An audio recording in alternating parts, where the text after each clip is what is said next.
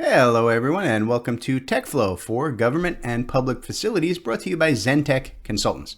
TekFlow is a recurring video cast where we focus on publicly accessible venues, right? And we talk about the best technology practices and procedures that we've been implementing for our clients here at Zentek.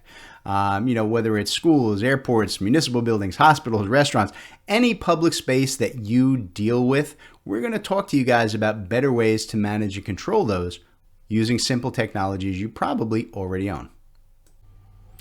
I am Jim Coppinger, a principal at Zentek Consultants, and today I want to talk to you guys about dashboards driving your workflows.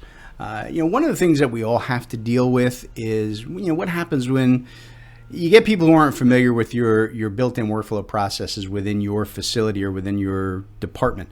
How do we get people to take the training, get to the right files, learn the procedures, sign off on the right documents, send out the right data? There's a lot of training that goes along with that, right? Particularly when you're bringing in new people or people are changing jobs, right? Taking over positions they didn't previously have. We spend a lot of time and a lot of effort trying to do that. And it's kind of a hit or miss, right? You wind up saying, maybe you're going to do step A, then step B, and then step D. Oh, but don't forget that you got to go back and do step C and then B.1 before you get to step D. Otherwise, you run into this problem. Those are the things we all deal with on a daily basis, right? And it's one of the areas that we really focus very hard here at Zentek with our clients, right? In kind of creating these dashboards is building out graphic, intuitive workflows, right? Taking the processes and taking out that human necessity for training and writing steps down, and instead building out your internal dashboard so that people are going to follow the sequence in the order that you need them to follow it, all right? And that's what we really kind of want to talk about and focus on here today. All right, so the first thing I want to talk about is using linked maps and images to drive people to the data and the processes that you need them to access. And this is something, if you guys have been following along with this video cast series, you've seen me do before. So what I'm going to do here is I'm going to jump over into Bluebeam Review, which is my preferred method and tool for working with these dashboard PDF structures we're discussing. All right, and this is a real simple map, right? But it's the idea of starting kind of at the 1,000-foot overview and letting people work inwards, right? So I can go in and say, okay, here's the overall image that I'm working with, and I'm using a map. This could be a site plan, this could be a facilities map, this could be a directory tree structure. It doesn't matter. It's whatever graphics we want to incorporate.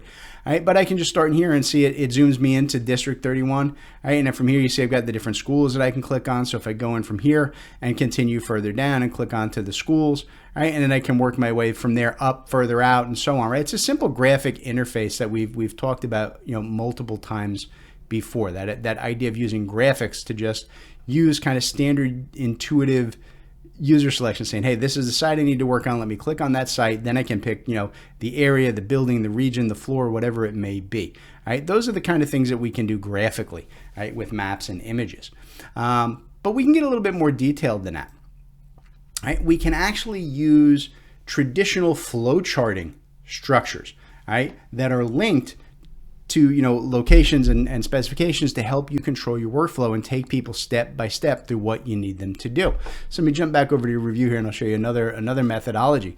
So you can see here it's just a typical flow chart. Right? You start up here and you follow the arrows. You start at step 1, then go to step 2, step 3, 4, 5, 6, and it's even got splitting and decision points. Are you just part of the regular staff? Well, then you're going to turn this way and go to conflict resolution. But if you're an administrator, you got to get into violence detection and then take de-escalation training. Then you can go into the conflict resolution.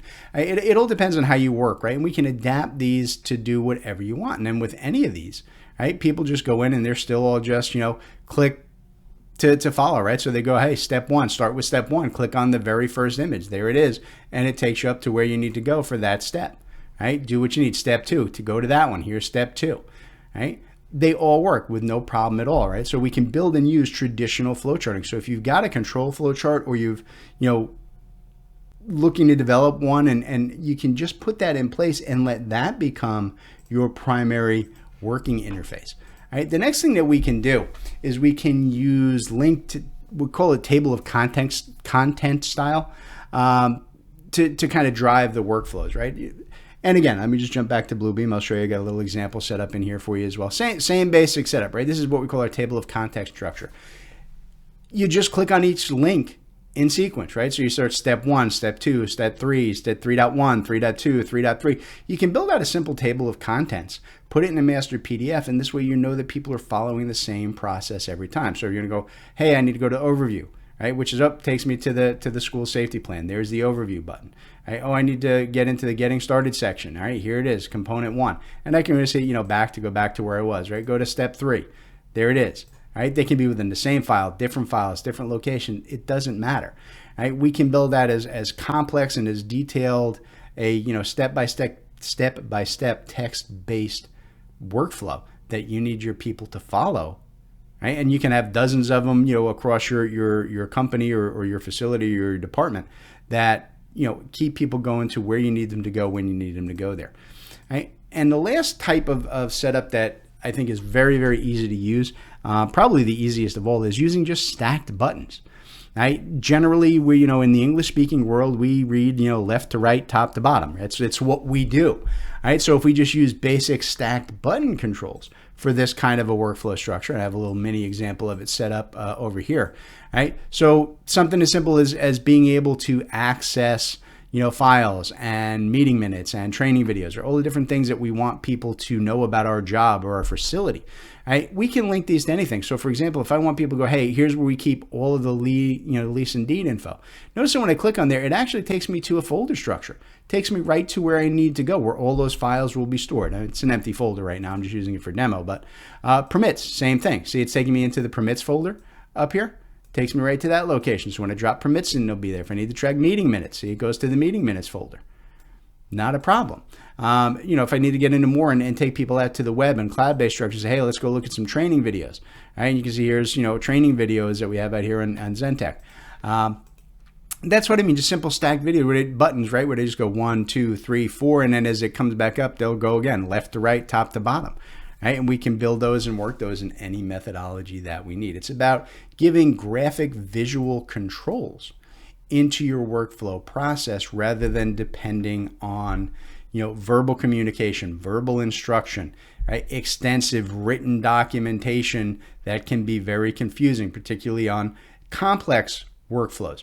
It's much easier to graphically break down those complicated structures into shorter, piecemeal, easily understandable graphic dashboard structures, and you're going to find that you're going to get much, much better results from your staff and your visitors to your facilities. All right? And that's the kind of stuff that we like to talk to you about here on TekFlow for government and public facilities. And I'll see you in the next episode.